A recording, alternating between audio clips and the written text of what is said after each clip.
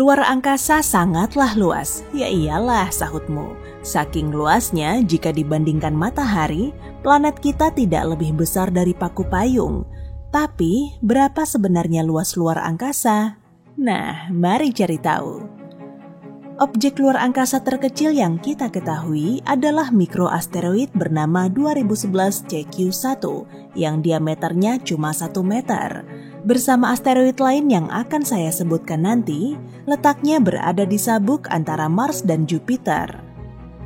Ada banyak asteroid berukuran serupa, tapi kita akan langsung ke Duende, objek luar angkasa berdiameter 30 meter yang masih dianggap mikro.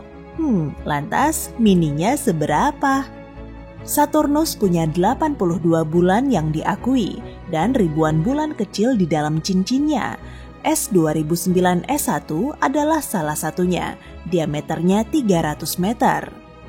2006 HY51 adalah asteroid lain dari sabuk antara Jupiter dan Mars, tapi diameternya jauh lebih besar, yaitu 1,2 kilometer. Berlanjut ke salah satu dari sekian banyak bulan di Jupiter, Kore punya diameter yang cuma 2 km dan masih terbilang kecil dibanding bulan kita. 67P Churyumov-Gerasimenko adalah salah satu komet paling terkenal. Diameternya 4 km dan pernah diteliti oleh misi Rosetta pada tahun 2014 sampai 2016. Damocles yang berdiameter 10 km adalah sebuah Centaurus. Bukan, Damocles tidak ada hubungannya dengan manusia kuda. Dalam astronomi, Centaurus adalah objek luar angkasa yang punya karakteristik asteroid maupun komet. Ferdinand adalah bulan Uranus yang diameternya cuma 20 km, sedikit lebih luas dibanding dua tumpukan gunung Everest. Nah, agar perbandingannya lebih jelas, Lacrimosa adalah asteroid yang ukurannya 2 kali Ferdinand. Dengan diameter 42 km, ia membuat Olympus Mons di Mars terlihat mungil. Sekarang ada Belinda, bulan Uranus lain. Wow, kandidat kedua dari Uranus, yang diameternya setara 2 Lacrimosa, yaitu 90 km. Tapi masih ada asteroid yang lebih besar lagi, yaitu Eunike, yang terletak di sabuk utama dan berdiameter 157 km. Lebar ini setara 1,5 selat Inggris. Beralih ke temannya yang lebih besar, ada Hi'iaka yang diameternya 320 km. Ia adalah bulan dari planet kerdil bernama Haumea. Para astronom menemukannya di luar orbit Neptunus yang amat sangat jauh dari bumi. 2014 UZ224 adalah planet kerdil lainnya yang berdiameter sekitar 635 km. Lebih tepatnya, ini adalah objek trans-Neptunus, benda angkasa yang bergerak di luar orbit Neptunus. Status planet kerdilnya belum dikonfirmasi. Lalu, ada planet yang bernama unik, Makemake. Ia adalah planet kerdil yang sudah diakui dan diameternya sekitar 1420 km. Akhirnya, kita makin mendekat ke bumi. Ada bulan atau Luna, sebagaimana astronom Eropa dan Rusia menyebutnya, yang adalah satelit alami tunggal kita. Diameternya sekitar 3474 km.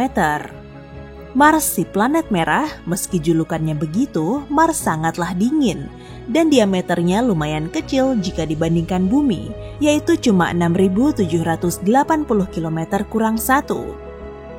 Sang planet biru dan hijau, rumah kita, bumi. Diameternya 12.700 km lebih sedikit. Benar-benar planet kecil yang indah. Kita sudah membahas Neptunus tadi, planet terjauh di tata surya. Bentuknya mungkin terlihat kecil, tapi sebenarnya diameternya 4 kali diameter bumi, yaitu 49.200 km lebih. Saturnus adalah planet raksasa gas yang julukannya sangat sesuai. Diameter planet bercincin ini mencapai lebih dari 116.000 km. Jupiter adalah planet terbesar di tata surya kita. Juga bergelar raksasa gas, Jupiter punya diameter hampir 140.000 km. Ia juga punya badai yang sudah menggelegar kurang lebih 4 abad. Akhirnya kita sampai di matahari. Sang Surya pusat dunia mungil kita.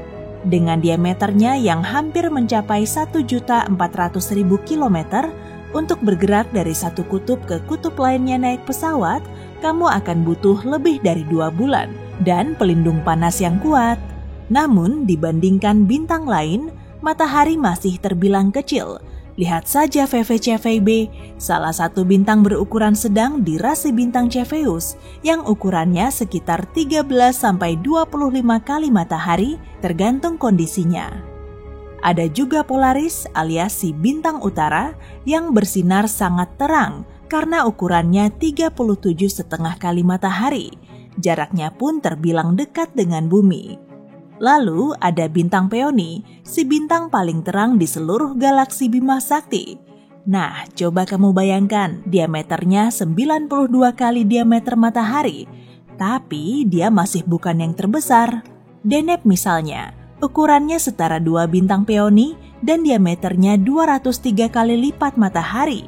Tidak heran, Deneb adalah yang paling terang di rasi bintangnya.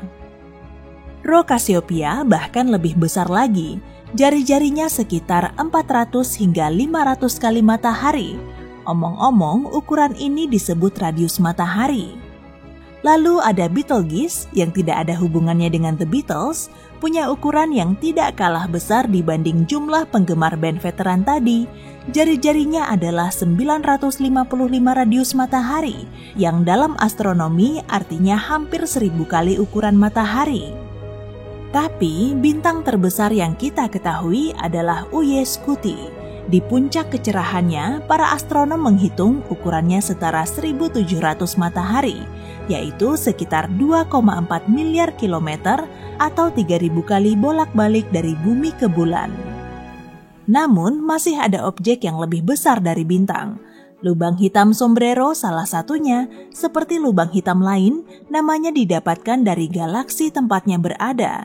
Diperkirakan diameternya sekitar 5,9 miliar kilometer. Messier 87 atau disingkat M87 adalah artisnya lubang hitam karena ia adalah lubang hitam pertama yang difoto secara langsung pada 2019 lalu dan diameternya sangat besar yaitu 38 miliar kilometer. Ini sebabnya ia dijuluki lubang hitam supermasif. Namun ada Holmberg 15A, si lubang hitam ultramasif. Diameternya mencapai 59 miliar kilometer. Dan bayangkanlah masanya, dengan mengingat bahwa dengan tiap masa matahari, lubang hitam hanya punya diameter sekitar 8 kilometer. IC1101 adalah salah satu lubang hitam terjauh dari bumi dan merupakan pusat galaksi yang sangat super jauh. Diameternya mencapai 265 miliar kilometer. Namun, tunggu, masih ada lubang hitam paling jumbo yang kita ketahui, TON 618.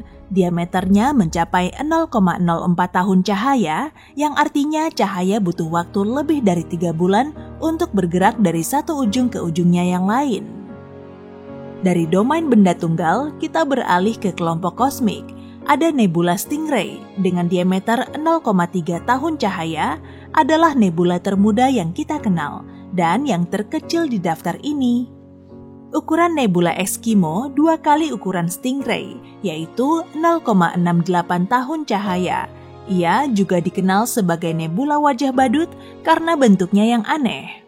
Lalu ada nebula Bumerang yang bentuknya mirip, yap, benar, koala. Hanya bercanda, tentu saja bumerang, dan sekali lagi ukurannya lebih dari 2 kali ukuran nebula sebelumnya, diameternya mencapai 1,7 tahun cahaya.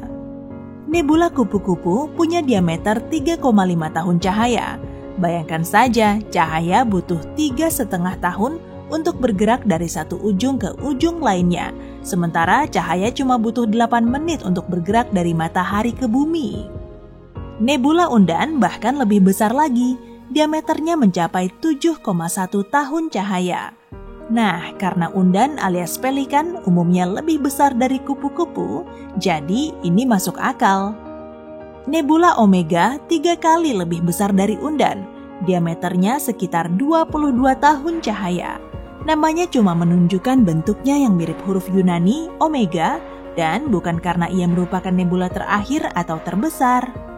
Buktinya, ada nebula kepala kuda yang 4 kali lebih besar. Dengan jarak 80 tahun cahaya, kamu butuh seumur hidup di luar angkasa dan dengan kecepatan cahaya untuk bergerak dari satu ujung kuda raksasa ini ke ujung lainnya.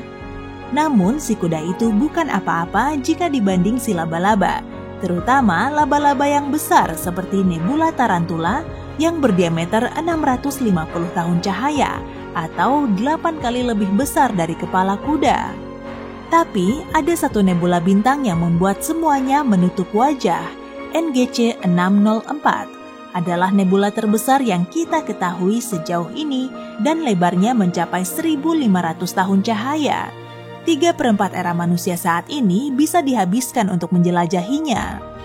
Beralih ke objek luar angkasa yang lebih besar, ada Messier 32 yang merupakan galaksi kerdil, tapi ukurannya sama sekali tidak sebanding dengan yang sudah kita lihat sejauh ini, yaitu 6.500 tahun cahaya. Ada awan Magellan besar yang berdiameter 14.000 tahun cahaya dan merupakan satelit galaksi Bima Sakti kita. Gerakannya seolah mengorbit galaksi kita. Bima Sakti sendiri berdiameter sekitar 100.000 tahun cahaya. Bima Sakti dianggap sebagai galaksi spiral, tapi kita belum bisa melihatnya dari luar karena kita berada di dalamnya. Lalu ada IC 1101. Kamu teringat sesuatu? Ya, galaksi ini adalah rumah bagi lubang hitam terbesar kedua yang saya sebutkan tadi. Ukurannya sangat memukau, yaitu 2 juta tahun cahaya. Dan ada grup lokal, yaitu nama gugusan galaksi yang mencakup Bima Sakti kita, dan ratusan galaksi lain yang terikat oleh gaya gravitasi, rentangnya sekitar 10 juta tahun cahaya. Kemudian ada supercluster Virgo yang menjadi rumah bagi lubang hitam terkenal M87 yang pernah kita foto. Ukurannya 11 kali lebih luas dibanding grup lokal, yaitu sekitar 110 juta tahun cahaya. Supercluster Laniakea ukurannya 5 kali lipat Virgo, dan ini adalah supercluster tempat kita hidup saat ini. Kita pun sampai di kumpulan supercluster yang terikat oleh gravitasi menjadi kompleks supercluster seperti tembok besar Bose yang berdiameter 1 miliar tahun cahaya. Ada huge LQG yang berdiameter 4 miliar tahun cahaya. LQG adalah singkatan dari Large Quasar Group. Jadi setelah kata huge masih ada large. Berulang memang, tapi memang cocok. Namun, ukuran objek luar terbesar di alam semesta yang bisa kita lihat ternyata lebih dari 2 kali ukuran huge LQG, yaitu tembok besar Hercules Corona Borealis yang merupakan kompleks supercluster galaksi raksasa.